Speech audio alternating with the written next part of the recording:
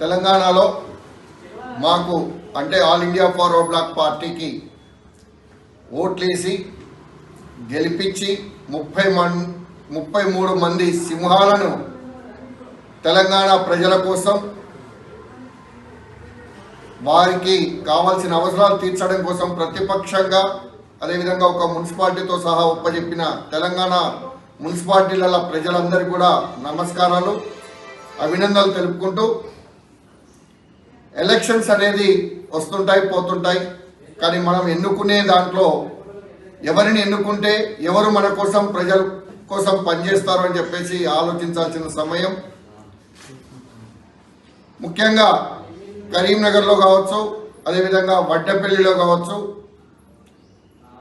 ప్రధాన పార్టీలతో పాటుగా మేము ముఖ్య పాత్ర పోషించాల్సిన అవసరం వచ్చింది. వడ్డపల్లిలో 10లో 9 పోటీ చేసి 8 గెలిచి మున్సిపాలిటీని కైవసం చేసుకున్నాం.